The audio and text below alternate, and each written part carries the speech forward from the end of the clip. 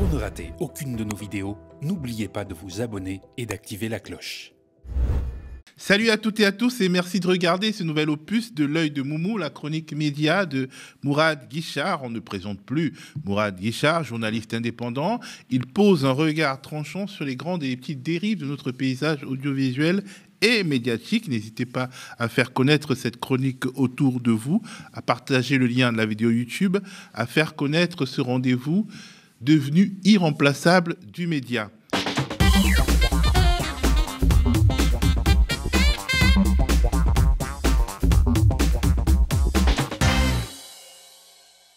Salut Mourad. Bonjour à toutes et à tous, bonjour à toi Théo. Comme le veut la tradition, on commence par les tops et les flops, mais avant ça, tu as un petit droit de suite. Oui, j'ai eu quelques messages un petit peu étonnés sur les réseaux sociaux. Alors d'abord, je vous remercie encore pour vos messages. J'essaye de les regarder tous et d'y répondre au maximum quand besoin est, ne serait-ce que pour vous remercier pour vos messages.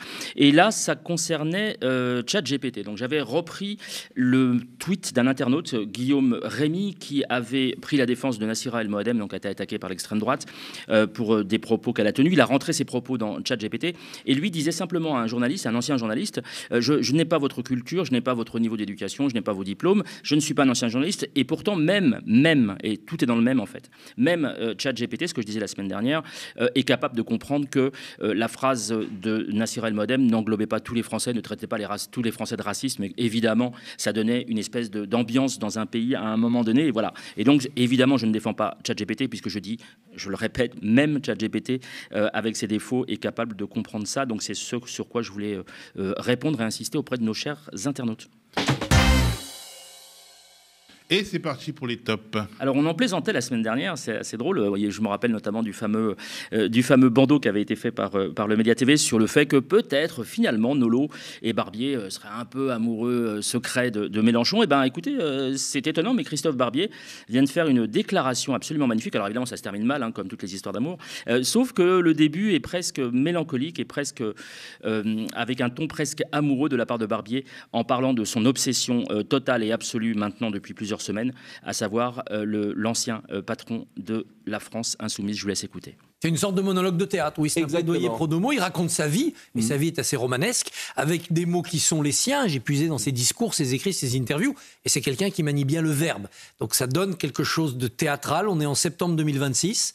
Il doit dire à 20h s'il est candidat ou non à la présidentielle 2027. Il est dans sa maison de campagne du Gâtinais et il raconte sa vie au public. Voilà. Vous le connaissiez avant, oui. Si j'ose dire. Oui, je le connais depuis les années 90. J'ai toujours été passionné par la richesse de sa culture, par son parcours d'autodidacte, par sa vision de la France et surtout, pendant un temps, par son profond attachement à la République et au cœur de la République, à la laïcité. Et ton top 2 concerne Darius Rochebin. Oui, la star, enfin le journaliste vedette d'LCI. Alors, je l'ai souvent critiqué et là, vraiment, je l'ai trouvé extrêmement mordant, extrêmement drôle. Il s'est retrouvé face à Meyer Habib et Meyer Habib, qu'on entend régulièrement vociférer, va se retrouver, pardon pour l'expression, va se retrouver tout con parce qu'il va être qualifié de « je vous laisse écouter ». Ce soir, 2 voix pour en parler, pour dire ce que pourrait être la suite de ces événements et les réactions internationales. Meyer Habib, la voix israélienne. Bonsoir à vous, merci d'être là. Enfin, je suis député français, mais j'ai accessoirement 200 000 franco-israéliens qui vivent actuellement en Israël, dont beaucoup de victimes, 3 otages, comme vous le savez, 42 morts. Mais je peux évidemment, étant franco-israélien, porter aussi la voix de ce que pensent beaucoup d'Israéliens. Et donc, il est obligé de rectifier quelque chose qui paraît évident, y compris à quelqu'un comme Darius Rochebin, à savoir qu'effectivement, c'est littéralement la voix d'Israël. Et ton top 3 concerne Dominique de Villepin. Oui, une fois de plus. Alors, c'est pas la première fois qu'il est dans ce cercle très fermé des tops 1, 2, 3, 4, 5. Ce coup-ci, on en a 5. C'est quand même assez rare. Là, il est intervenu pour, on va dire, déminer l'histoire du comptage du nombre de victimes à Gaza, qui est quand même quelque chose de récurrent. Alors, je vous rappelle que je suis arrivé sur ce plateau à l'invitation du média en octobre, fin octobre 2023, et qu'en fait, j'ai à peu près calculé entre 60 et 70% de l'information depuis octobre 2023 concerne ce qui se passe au Moyen-Orient.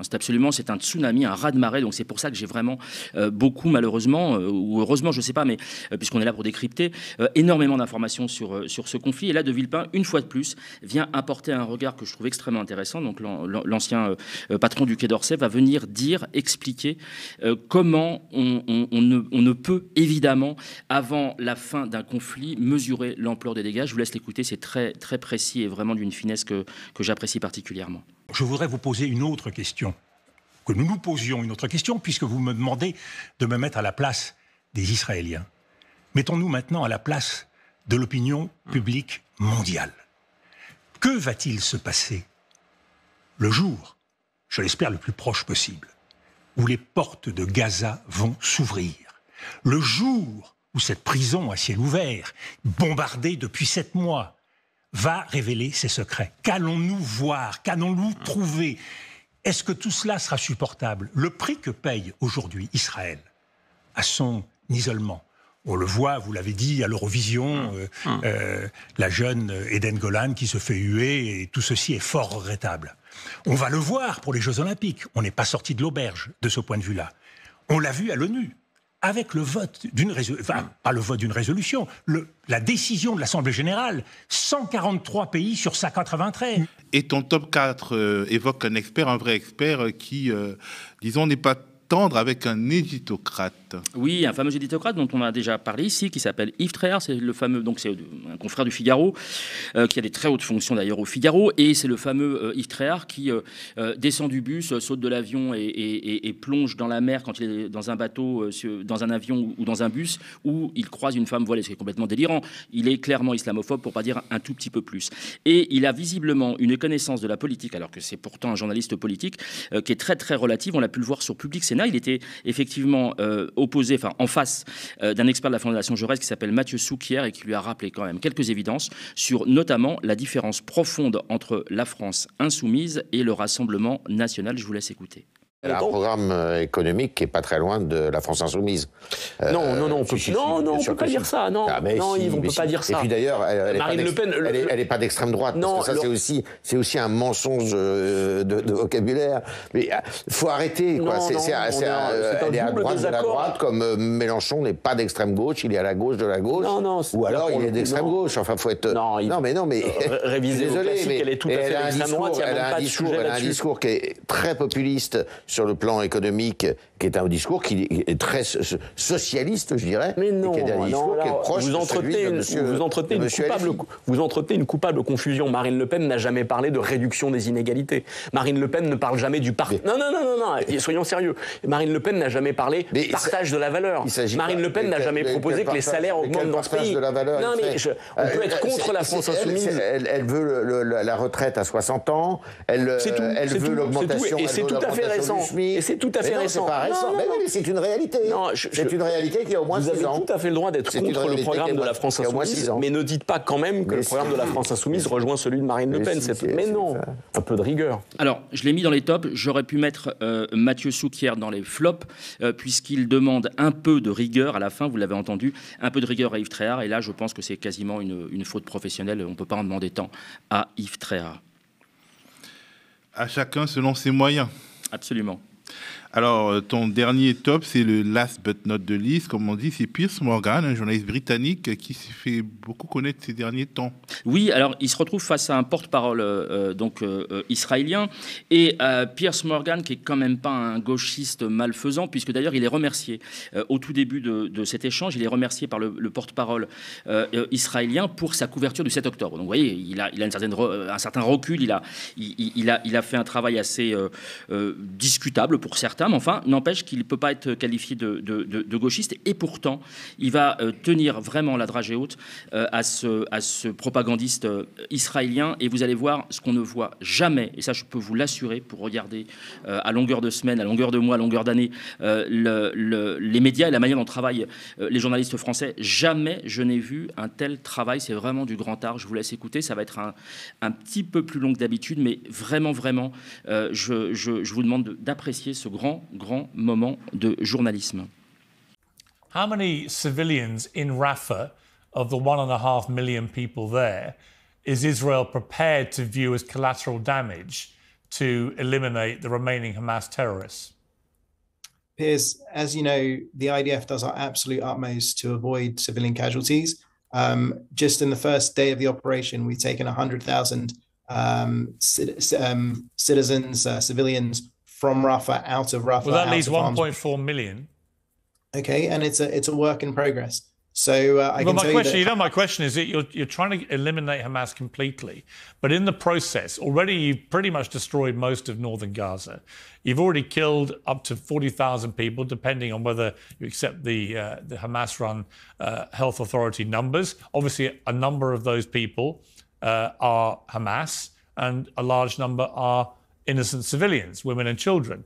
And if you go into someone like Rafah, which has 1.5 million people who've been told to go there by Israel, who've been displaced from their homes, which have been destroyed in the main, and gone to this refugee camp, how many could die before Israel says we can't continue this operation?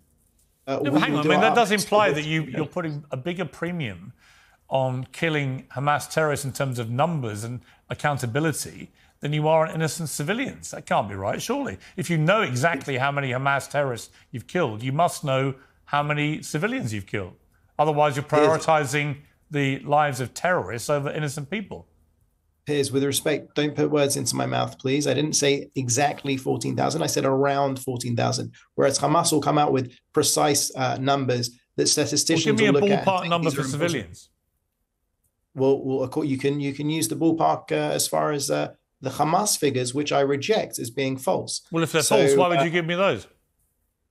I gave you the numbers that I had. No, you've told me you know how many Hamas terrorists you've killed, but you don't seem to have any idea how many civilians you've killed. I'm just bemused. Why wouldn't you keep count of both? I can tell you definitively that our aim is to go after Hamas. No, hang on. I'm sorry to push you on this. That's quite extraordinary. You're an official spokesman for the Israeli government, and you have no idea how many civilians you've killed. I thought you just told me that you were particularly careful about not killing civilians. But if you don't know how many you've killed, how can you say that with any certainty? Because even if you were to go by a ratio of the Hamas figures, we would still be far ahead of any Western army. That wasn't my question. You know it wasn't my question. I don't have the information. Well, you literally have no idea how many civilians you've killed. It's not that I don't know. I'm not authorized to give the information. I don't have the information. That's complete nonsense. Why are you authorized to give me the number of terrorists you've killed, but not the number of civilians? I don't understand.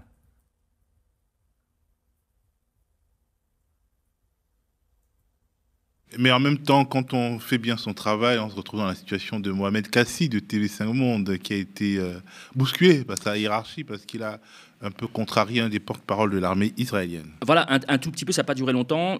Et effectivement, si on avait eu... alors, bravo à Mohamed Kassi, bien sûr, mais sauf que là, les anglo-saxons, eux, ont cette habitude, l'habitude de cette forme de journalisme, et donc il n'a pas, à ma connaissance, à l'heure à laquelle je vous parle, il n'a pas été sanctionné pour avoir fait simplement son travail. Et effectivement, en France, on aurait eu un porte-parole francophone qui aurait dit « je ne souhaite pas répondre, je ne souhaite pas répondre, Hamas, Hamas, je ne souhaite pas répondre », et ce serait passé crème, alors que là, ça ne passe pas du tout crème, et ça dure vraiment, l'entretien dure excessivement longtemps. Je vous invite à aller le voir si vous le souhaitez, dans son intégralité sur les réseaux sociaux.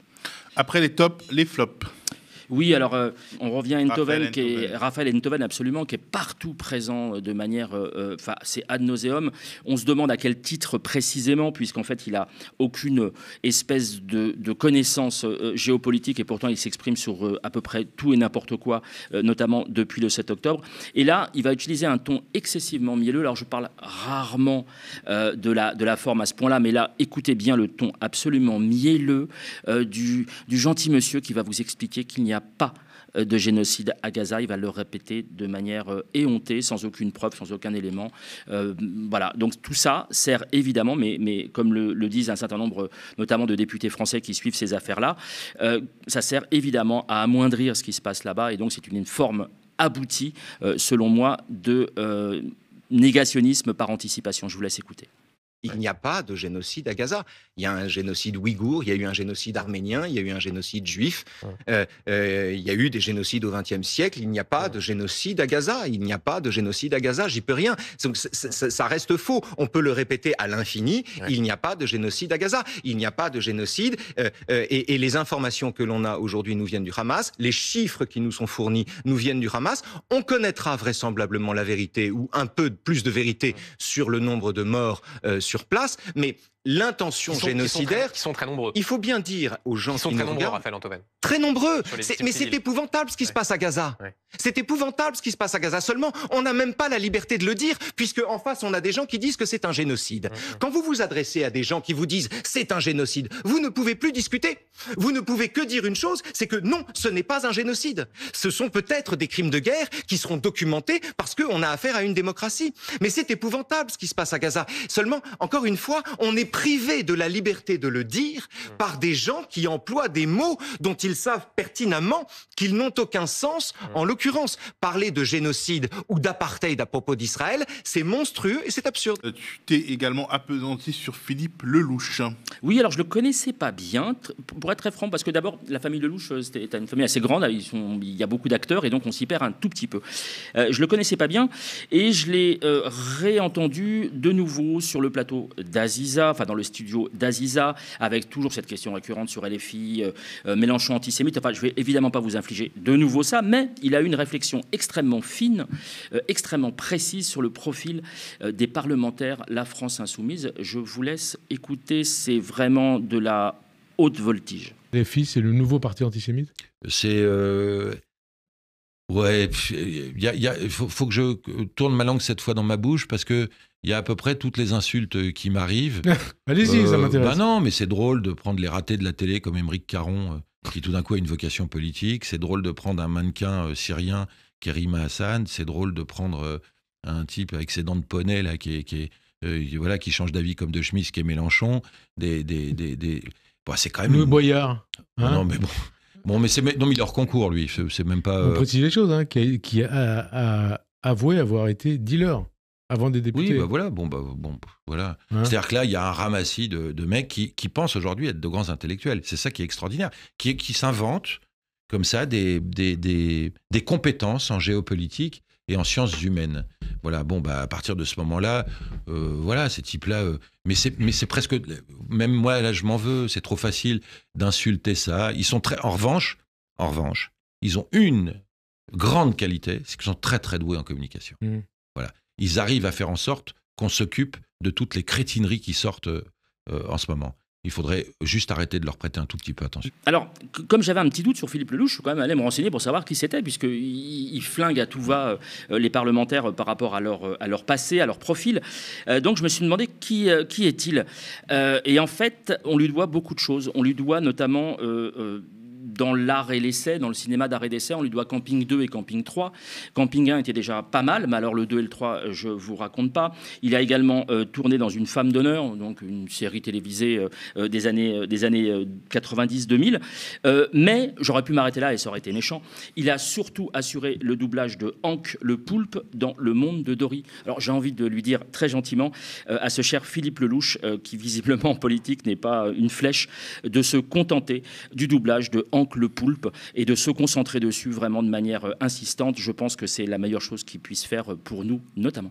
Ton flop 3 concerne l'Eurovision 2024 qui a fait beaucoup parler d'elle. Oui, alors là, c'est un flop collectif. C'est assez rare, mais c'est comme ça. Là, donc, il y a eu l'Eurovision en Suède. Vous savez pertinemment ce qui s'est passé. Enfin, je veux dire, tout le monde en a entendu parler avec la fameuse chanteuse israélienne, dont pour certains, la présence n'était pas bienvenue. Non pas parce que c'était une chanteuse, que c'était une femme ou que c'était elle en particulier, mais évidemment parce qu'elle représentait Israël à l'Eurovision et qu'en ce moment, beaucoup s'interrogent sur le fait de savoir pourquoi est-ce qu'on blacklist, par exemple, et à juste titre, les Russes pendant les JO, alors que là, on la laisse se présenter. Alors, ça ne devait pas être du tout un événement politique, sauf que, évidemment, ça l'est devenu très rapidement. Et il y a eu un soutien absolument, vraiment politisé à cette candidate avec un exemple. Alors on va écouter Julien Bahloul, qui donc est un ancien porte-parole de l'armée israélienne et qui intervient régulièrement en tant que soi-disant ancien journaliste. En fait, il était sur E24 News, une chaîne de propagande, et qui va se réjouir avec un sourire que vous allez voir. Il va se réjouir d'avoir annoncé à un député La France Insoumise la qualification de sa vedette pour la finale. Je vous laisse écouter. Vous étiez face à Émeric Caron. Et d'ailleurs, ironie de l'histoire, c'est vous qui avez annoncé hier soir que cette jeune femme, aussi courageuse soit-elle, eh bien, est en finale et vous l'annoncez à Monsieur Caron. Comment vous avez vécu cette demi-finale et comment vous vivez cette situation pour cette jeune femme depuis Israël, Julien Baloul? D'abord, c'est vrai que c'était une vraie saga parce que vous l'avez dit, le texte a été modifié plusieurs fois. Il y avait des appels à exclure Israël de l'Eurovision. Et moi, je me souviens que le jour où cette chanson a été dévoilée, donc il y a quelques semaines, j'étais avec des amis qui revenaient de Gaza. J'étais avec des amis qui rentraient de Gaza, qui avaient combattu pendant plusieurs semaines. Et vous savez, c'est des amis qui se la jouent à bombe comme ça, qui ont peur de rien, qui seront jamais vus de quoi que ce soit, qui font des blagues. Et je me souviens, on a mis le clip à la télé, il venait d'être diffusé.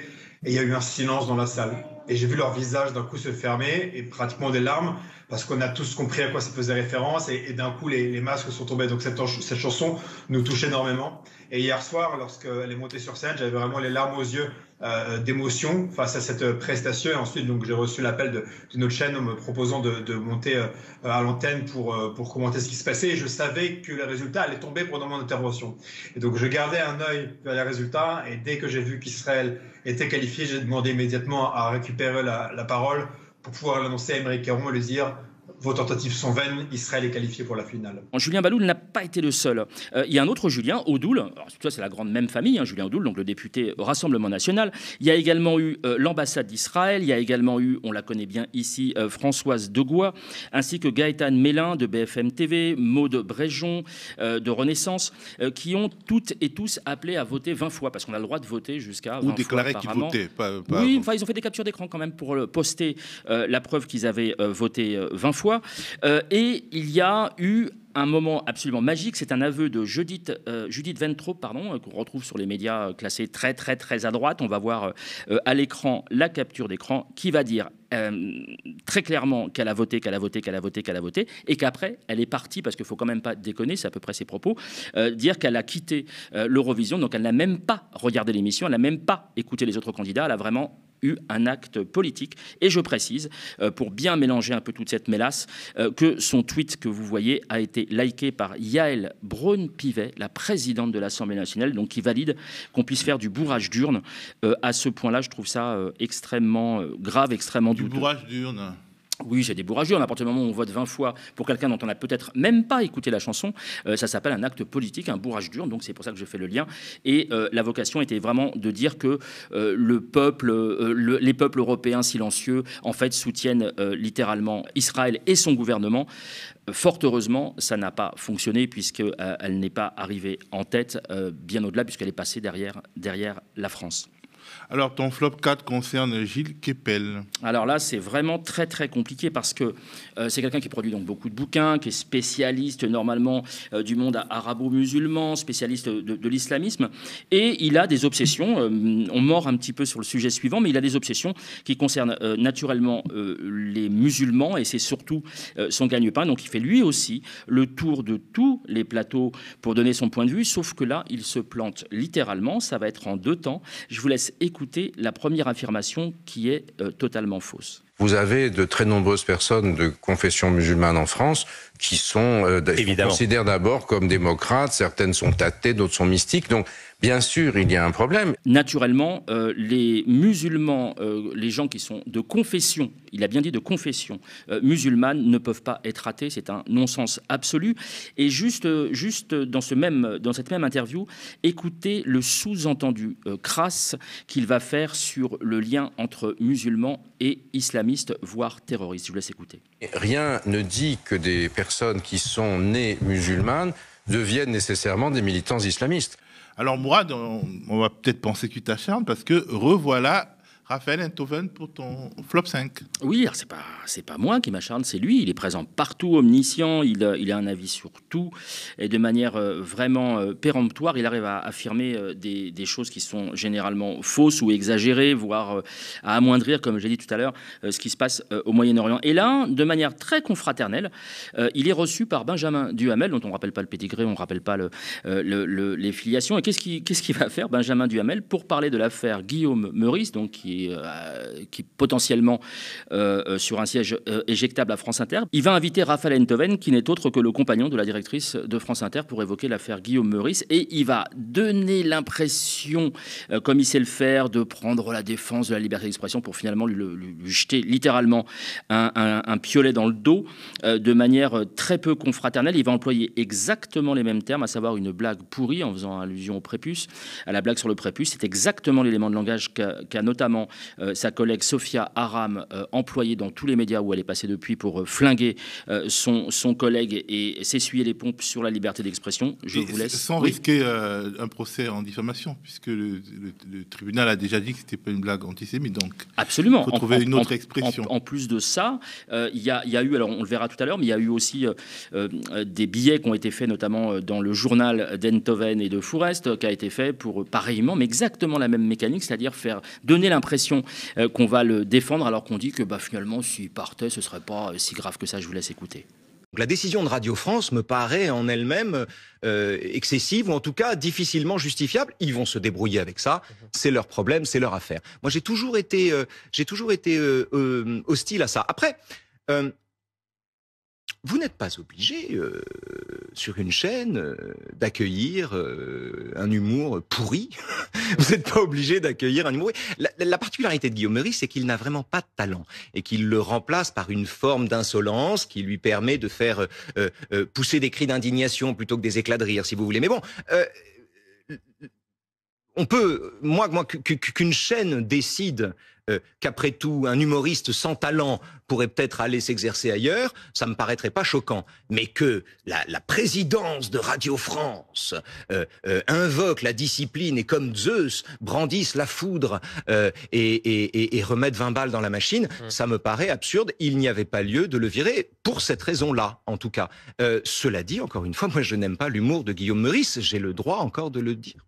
Et le héros de ton flop 6, c'est Claude Pasternak. Alors lui, c'est un ovni, c'est-à-dire que je ne sais pas d'où il vient, je ne sais pas où il va, je ne sais pas à quoi il sert, je ne sais pas par qui il est payé. C'est un peu une question quand même... Peut-être qu'il est bénévole. Je ne pense pas. Il fait des études payées par des boîtes dont il parle ensuite dans ses messages, dans ses interventions. C'est un petit peu confus. Bref, depuis le 7 octobre, il fait partie des gens qui ont complètement vrillé. Il raconte à peu près tout et n'importe quoi. Il sort des faux chiffres. C'est lui, notamment la semaine dernière, on avait parlé de la fameuse scène avec Robert De Niro qui avait été attribuée à une crise, à un moment donné, une crise de sa part vis-à-vis d'étudiants qui seraient là pour Gaza et qu'il conspirait. En fait, pas du tout. C'était un tournage de film, je crois, pour Netflix. Et donc il avait retiré son tweet. Alors ce même Claude Pasternak, en fait, raconte une nouvelle fois n'importe quoi, puisqu'il va prendre une vidéo de danseuses qui sont désignées, j'en sais rien, on n'a pas moyen de vérifier vraiment, mais désignées comme étant des danseuses de Santiago du Brésil. Alors bon, on invente des villes, on invente des pays, enfin on se fait plaisir, et qui ferait une danse pour soutenir le Hamas, alors qu'a priori, vous allez regarder l'extrait, je pense que c'est quand même un peu plus pour Gaza que pour le Hamas. Il n'a absolument aucun élément pour étayer ses propos, si ce n'est sa propre parole qui ne vaut pas grand-chose sur ces dossiers. C'est désormais le temps de la rubrique Au microscope. De quoi vas-tu nous parler aujourd'hui, Mourad ? Je vais vous parler d'une espèce... Alors, j'ai repris un peu le fil des chroniques, le fil des tops, notamment des flops, et il y a un espèce de fil rouge qui est celui de la manière dont sont traités les musulmans. J'en ai parlé un petit peu la semaine dernière au moment de mes remerciements. La manière dont sont traités les musulmans par les différentes voies médiatiques, que ce soit la radio, la télévision ou les journaux. Et là, on voit éclore, et c'est vraiment leur point commun, on voit éclore un certain nombre de personnes que je qualifierais des personnes d'une légitimité tout à fait relative. Et parmi ces personnes, il y a Florence Bergeau-Blaclair, alors qui est une universitaire, qui est originaire de Belgique et qui fait des travaux sur le frérisme. Alors c'est très étonnant. Alors qu'est-ce que le frérisme ? Le frérisme, c'est évidemment les frères musulmans qu'elle voit absolument partout. Moi, ça fait les frères musulmans qui sont une confrérie, qui dans les origines sont datés, et c'est un mouvement politico-religieux précis. C'est pas tous les musulmans ou tous les musulmans qu'on n'aime pas ou tous les musulmans pratiquants qui sont des frères musulmans en dehors des médias. C'est un peu comme la définition de qu'est-ce qu'un ivrogne. En fait, c'est quelqu'un qui boit autant que vous mais que vous ne pouvez pas supporter. Là, c'est pareil. C'est-à-dire qu'on met dans un même sac musulmans, alors avec des tournures de phrases un peu particulières, frères musulmans, islamistes, évidemment, terroristes derrière. Et alors, elle a eu un éclair de lucidité, donc elle intervient dans plein de choses, de colloques un peu confidentiels avec des gens peu recommandables, même des gens d'extrême droite, mais elle a eu un éclair de génie la semaine dernière. Elle a écrit ceci, on va le voir à l'écran. « J'ai le sentiment que mon travail quasiment interdit de diffusion à l'université a en revanche convaincu bien au-delà.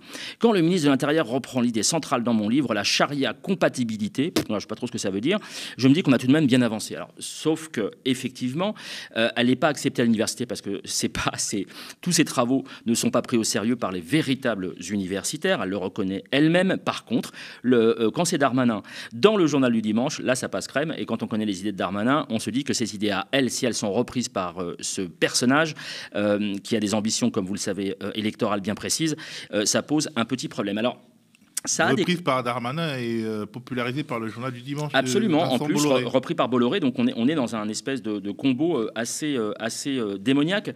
Et elle va jusqu'à avoir des propos vraiment que je trouve excessivement graves, et je vais vous montrer à quel point elle va utiliser cette histoire des fréristes. Il y a Youssef Badr.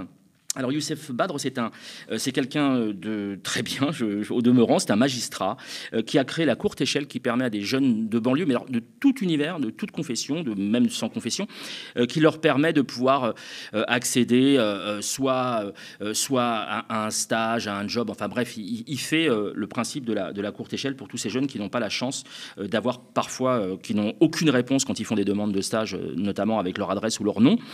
Lui fait ce travail formidable. Eh bien non. Au lieu d'applaudir, au lieu de peut-être la mettre en veilleuse, elle va expliquer que les 4 séquences de l'emprise frériste, c'est la diffusion de la frérosphère académique d'un livre sur les élites musulmanes, victimes supposées d'islamophobie d'État, médiatisation de ce livre. Là, elle parle d'un livre précisément. Absolument.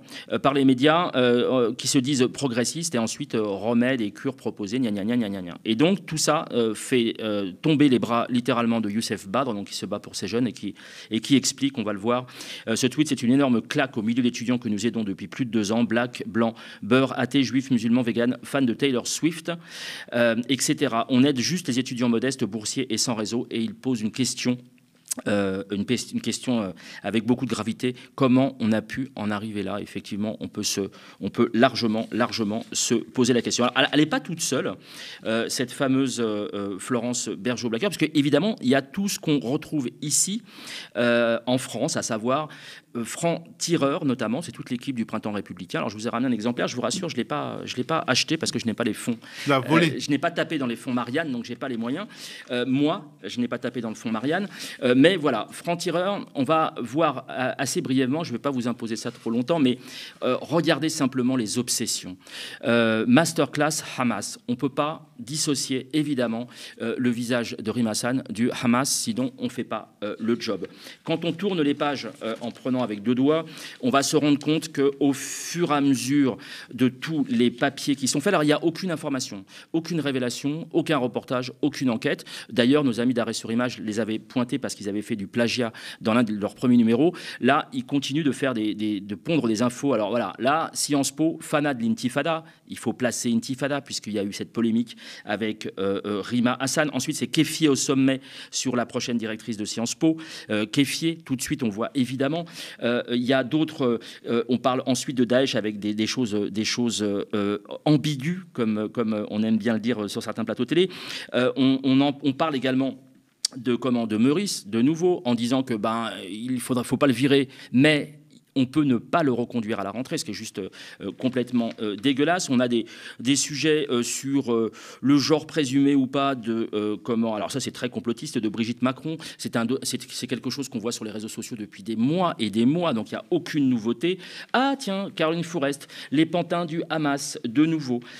Et c'est comme ça pendant tout le journal. Et ça se termine évidemment par Rima Hassan, Passionnariat, Intifada. On remet le titre Intifada. C'est complètement délirant. Et alors le dernier mot, il est vraiment drôle puisqu'il concerne notre ami Christophe Barbier dont nous parlions tout à l'heure, qui fait évidemment son dernier mot sur Jean-Luc Mélenchon. Donc voilà, on a tout ce climat-là, à la fois par la presse, la presse écrite par t'as pas fait exprès.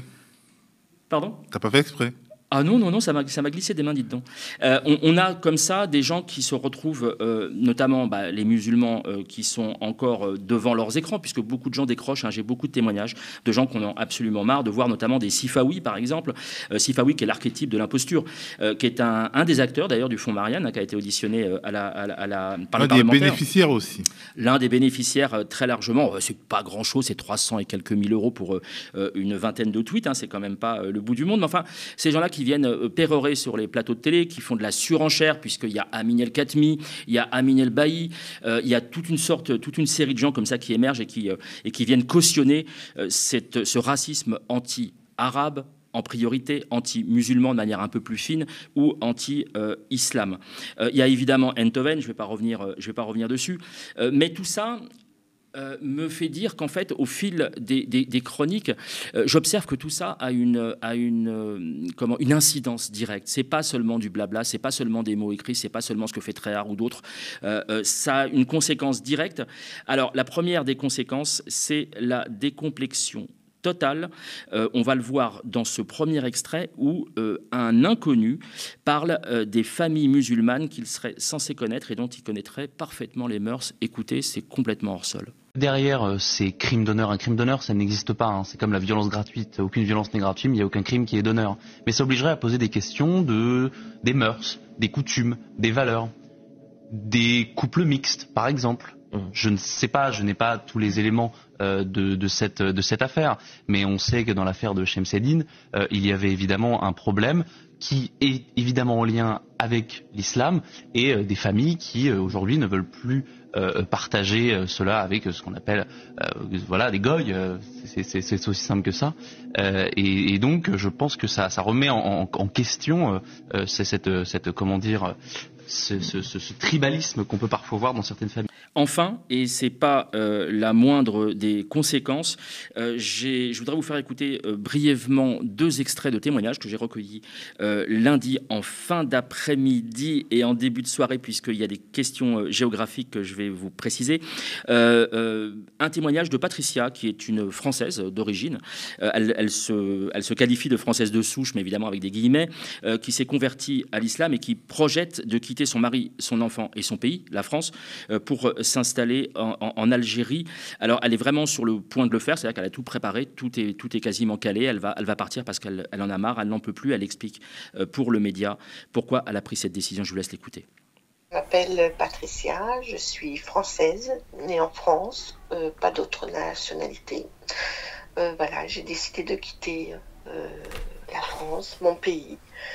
Le pays où je suis née, où je me sentais bien par rapport à ce qui se passe maintenant, par rapport au gouvernement qui est devenu un gouvernement plutôt autoritaire, par rapport aux médias et à ce qu'on entend, à être toujours stigmatisé les musulmans, stigmatiser les jeunes. J'ai un fils qui a double nationalité, qui est en école à l'EICEA en tant qu'ingénieur en cybercriminalité. Moi, j'en ai un peu marre parce que avec ce que j'entends, ce que je regarde, je regarde même pas parce que ça m'intéresse. Je regarde ces news comme BFM par curiosité. Et je me dis, qu'est-ce qu'ils vont encore nous inventer aujourd'hui ? Qu'est-ce qu'ils vont encore nous sortir ? Et comme à chaque fois, c'est bingo. C'est le carton plein. C'est des bêtises, mais des bêtises. Je peux donc, avec un simple visa, arriver en Algérie. J'ai déjà fait les démarches pour prendre la nationalité algérienne. Tandis que Patricia, elle, projette de partir, d'autres ont franchi le pas. Et c'est le cas notamment pour Raoula, qui, elle, est installée au Canada après avoir séjourné en Grande-Bretagne et qui ne regrette absolument pas son choix. Et elle aussi nous explique les motivations de son départ de la France, qu'elle regrette évidemment de ne plus être le pays qui l'a accueilli, qui l'a vu grandir et qu'elle a aimé. Je vous laisse écouter. Je suis française de confession musulmane. J'ai grandi en France, j'ai vécu en France, j'ai passé ma vie en France et j'ai décidé de quitter la France en 2021. Et je dois admettre que si j'avais pu, je l'aurais fait avant. Ma vie a été... alors tout s'est plutôt bien passé, on va dire, quand j'étais à l'école, au collège, au lycée, mais les choses se sont compliquées quand, en grandissant, j'ai voulu porter le voile et vraiment être complètement donc moi-même, française et musulmane. Et donc là, je me suis heurtée à beaucoup de difficultés, que ce soit dans le quotidien avec la réaction des gens, parfois des insultes ou des altercations, ou quand il a fallu chercher aussi du travail, donc très compliqué, avec parfois des demandes pour travailler sans mon foulard, ou en tout cas être moins visible. Et d'ailleurs, connaissant l'atmosphère en France, ça a orienté mon choix d'études d'ailleurs à un certain moment pour faire quelque chose qui ne soit pas trop visible, entre guillemets, même si j'étais quand même intéressée par le monde de l'informatique, j'ai quand même fait ce choix en connaissance de cause, parce que je savais que ce serait plus simple dans ce milieu. J'ai vécu donc en Angleterre, où le monde était complètement différent, où je me suis beaucoup plus épanouie, où j'ai ressenti donc un poids qui s'est retiré, où je pouvais être moi-même sans avoir à négocier sur mon foulard ou sur le fait d'être musulmane ou même de pratiquer sur mon lieu de travail, donc prier. Donc c'est vraiment un monde complètement différent que j'ai trouvé. Donc j'ai vécu là-bas pendant 1 an et demi et ça s'est très très bien passé. Et aujourd'hui je suis au Canada, ça se passe aussi très bien. Tout ça entre en résonance avec le livre La France, tu l'aimes mais tu la quittes, un livre qui fait beaucoup parler de lui, coécrit par plusieurs universitaires et qui pointe du doigt une réalité qui devrait nous alarmer. Absolument. Alors, d'autant que j'ai vu plusieurs messages critiques sur ce livre, avec notamment des choses assez stupides du type pourquoi ils viennent en France s'ils l'aiment pas et qu'ils veulent la quitter. Enfin, c'est des choses. Et ça, c'est des propos tenus par des journalistes, notamment un journaliste de La Voix du Nord qui se reconnaîtra. Ces propos sont suffisamment stupides. Et on remarque. Alors, c'était un humoriste qui avait fait et cause pour les femmes voilées en disant mais laissez-les faire ce qu'elles veulent, c'est leur corps. C'est un débat qui a duré assez longtemps. Et au bout d'un moment, il a posé une question. Et cette question, c'était de savoir si vous aviez déjà, donc à la personne qui critiquait le voile, est-ce que vous avez déjà discuté avec des femmes voilées? La réponse a été non. C'est-à-dire que c'est des gens qui parlent à la place des femmes. Et c'est pour ça que j'ai voulu qu'on écoute ces deux femmes musulmanes, parce qu'on ne peut pas parler à la place des gens de manière aussi violente et aussi conséquente. Il faut leur laisser la parole à un moment donné. Je crois qu'on est là aussi pour ça. Merci beaucoup, Mourad. On en arrive à la rubrique coup de cœur. Oui, alors il y avait un petit moment. Alors je tiens à dire à tous les gens qui m'ont envoyé leur ouvrage, que je suis dessus. J'ai pris un peu de retard, mais il y a eu beaucoup de sollicitations et je vous en remercie vraiment vivement. Parmi eux, donc il y a Xavier Donald qui a commis Ensemble vers le monde de demain. Je dis commis parce que ça relève de l'essai, ça relève de quelque chose d'assez utopique. Alors je vais juste vous lire une partie de la quête de couve. Et si nous étions à la fin d'une ère, donc évidemment une partie, la première partie du livre, c'est le constat que la société ne fonctionne plus, que le système capitaliste est arrivé au bout. Et si ensemble on essayait de passer pacifiquement à la suivante en commençant par bâtir nos éco-villages un peu partout sur la planète. Alors c'est l'une des solutions qu'il apporte, c'est ces fameux éco-villages. Est-ce qu'ils sont faits pour tout le monde? Est-ce qu'on peut envisager à grande échelle d'avoir des éco-villages où les gens se regroupent? Alors, ce qui est intéressant, c'est que ça fait une sorte de parallèle avec le système, le principe libertarien. Ça veut dire que soit on veut modifier la société comme elle est aujourd'hui, c'est-à-dire ça peut passer par le vote, ça peut passer par le fait de se présenter aux élections, de créer des partis, soit on dit stop, j'en ai marre de ce système, il ne changera jamais, et on s'en extrait. Mais est-ce que tout le monde peut réellement s'extraire de ce système? Est-ce que c'est valable sur un plan, je ne sais pas, de sécurité sociale, de transport, d'infrastructure? Bref, ça soulève un certain nombre de questions. Je trouve que le bouquin est très bien écrit d'une part, et que d'autre part, il donne pas comme ça, il assène pas de vérité, il apporte des réflexions et à chacun de se faire son avis. Je vais pas en dire beaucoup plus volontairement parce que je veux vraiment que vous le découvriez. Ça s'appelle, on va voir la jaquette, Ensemble vers le monde de demain, et c'est signé Xavier Donald, et on le retrouve, alors il faut passer par internet parce qu'il s'est pratiquement auto-édité, mais je vous fais confiance pour retrouver les coordonnées. Et on conclut ce numéro avec les remerciements. Oui, comme d'habitude. Alors là, mea culpa, la semaine dernière, j'ai mal prononcé à cause du correcteur orthographique, donc je présente mes excuses à 2 personnes. Alors à Pimous MMK, et non pas MKK, j'aurais dû deviner qu'on ne s'appelle pas MKK.